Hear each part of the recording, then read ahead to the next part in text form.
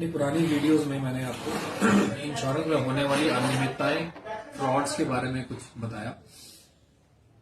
आज की वीडियो में आपको इंश्योरेंस लेते वक्त या बीमा लेते वक्त क्या सावधानियां बरतनी है आपको, उसके बारे में आपसे कुछ विचार विमर्श करेंगे। आप कोई भी इंश्योरेंस लेते हैं, चाहे हेल्थ इंश्योरेंस लें, चाहे मोटर इंश्योरेंस लें, या किसी भी तरह के इंश्योरेंस लें, आप फैक्ट्री की इंश्योरेंस लेते हैं या अपने माल के लिए मरीन इंश्योरेंस जिसे कहते हैं वो लेते हैं, तो उसमें क्या चीजों का ध्यान रखना है, किस किस चीजों का ध्यान रखना है। सबसे पहले आपने ध्यान दे रखना है, आप कोई भी इंश्योरेंस लें तो उसमें कोई कैपिंग नहीं होनी चाहिए। कैपिंग का मतलब क्या होता है? कैपिंग का मतलब ये होता है कि अगर आप कोई इंश्योरेंस ले रहे हैं, क्लेम के टाइम पे आपको पूरा पैसा मिले, कुछ कट के ना मिले। जैसे हेल्थ इंश्योरेंस की बात करते हैं, उसमें किस किस तरह की कैपिंग होती है। हेल्थ इंश्योरेंस में 2-3 तरह की कैपिंग होती है जो मेजरली हर एक इंश्योरेंस कंपनी लगाती है।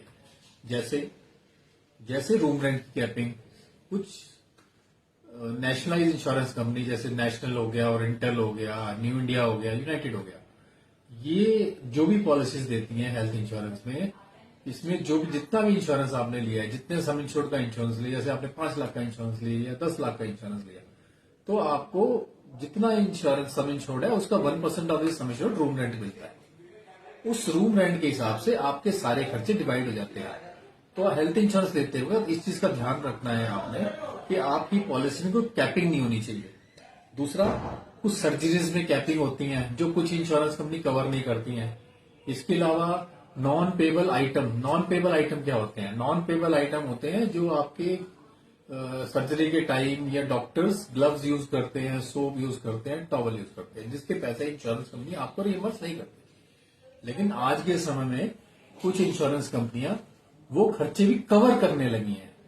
तो जब आप इंश्योरेंस ले रहे हैं तो इन चीजों का ध्यान रखें। ऐसे ही जब आप मोटर इंश्योरेंस लेते हैं तो आजकल जीरो डेप इंश्योरेंस आ गया है। जीरो डेप इंश्योरेंस क्या होता है? जीरो डेप इंश्योरेंस होता है कि आपकी पॉलिसी में डेप्रिसिएशन कवर करता है। डेप्रिसिएशन, हर साल जो आप एसेट लेते हैं, आपने गाड़ी ली तो हर साल आपकी गाड़ी की वैल्यू कम होती जाती है। उस डेप्रिसिएशन को इंश्योरेंस कंपनी कवर करती है। जैसे गाड़ी की वैल्यू डेप्रिशिएट होती है, उसी के अकॉर्डिंगली क्लेम अमाउंट डेप्रिशिएट होता है। क्लेम अमाउंट क्या हुआ? आपने 10,000 का क्लेम लिया तो गाड़ी की वैल्यू के हिसाब से उसमें से डेप्रिसिएशन लगेगा। वो कैसे लगेगा? आपने पहले साल गाड़ी ली तो आपका डेप्रिसिएशन अमाउंट 5% होगा, उसके बाद वो 10% बढ़ता जाएगा, एड ऑन होता जाएगा।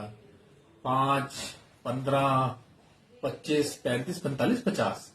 5 साल के बाद वो डेप्रिसिएशन अमाउंट 50% तक बढ़ जाता है। तो आप नई गाड़ी ले रहे हैं तो कोशिश करें जीरो डेप के साथ में लें। और जीरो डेप के साथ भी बहुत सारे कवर आते हैं। पहला कवर आता है कंज्यूमेबल कवर, जो मैंने आपको बताया। जैसे हेल्थ इंश्योरेंस में कंज्यूमेबल होते हैं, गाड़ी में भी कंज्यूमेबल होते हैं। कंज्यूमेबल क्या होते हैं? इसके अंदर स्क्रूज होते हैं, इसके अलावा स्क्रूज होते हैं, इसके अलावा ग्लू होता है, कूलेंट होता है, इस तरह की और सारी चीजें, बहुत सारी चीजें होती हैं। ठीक है, आपका रैक्सीन लगता है, वो होता है, कवर होता है, बहुत सारी चीजें होती है। तो कंज्यूमेबल कवर होना चाहिए। तीसरा कवर आता है इंजन कवर। इंजन कवर क्या होता है? इंजन कवर हाइड्रोस्टैटिक लॉक का कवर होता है, जो नई गाड़ियों में लेना मैंडेटरी है। दूसरा, अगर गाड़ी एक्सीडेंट होती है हेड टू हेड, अगर आपने इंजन कवर नहीं ले गए और इम्पैक्ट इंजन पे है तो इंश्योरेंस कंपनी कवर नहीं करेगी। इसी तरह फायर इंश्योरेंस में भी अलग अलग तरह के डिडक्शन इंश्योरेंस कंपनी लगा देती है।